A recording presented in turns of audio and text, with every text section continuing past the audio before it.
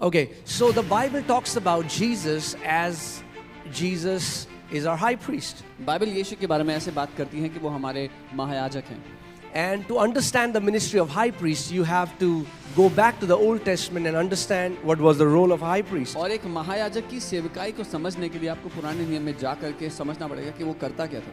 High priest was one man chosen from the entire nation of Israel to atone for the sins of the entire nation. महायाजक Israel के पूरे देश में से चुना गया एक व्यक्ति था जो पूरे देश के पापों के लिए क्षमादान देता था. And he was appointed to offer sacrifice for sins. और उसको इसीलिए चुना गया था कि वो पूरे देश के पापों अपराधों के लिए क्षमादान या क्षमा बलि चढ़ा सके. Let's see Hebrews 5:1. इब्रानी 5:1 देखते हैं. It says, "For every high priest taken from among men is appointed for men in things pertaining to God, that he may offer both gifts and sacrifices for sins."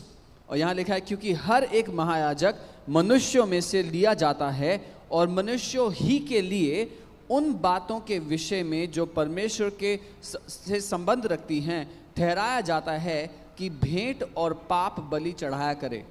Amen. So a high priest has to be a man. महायाजक को एक मनुष्य होना जरूरी है. And that's why Jesus had to become a man. Hallelujah. और इसीलिए यीशु को एक मनुष्य बनना जरूरी था. And he became a high priest so that he could offer sacrifice not just for a nation of Israel, but the entire mankind. और वो महायाजक बन गया ताकि वो जब पाप बलि चढ़ाए, बलिदान चढ़ाए, तो ना केवल इज़राइल देश के लिए लेकिन सारी मनुष्य जाति के लिए वो पाप बलि चढ़ाए.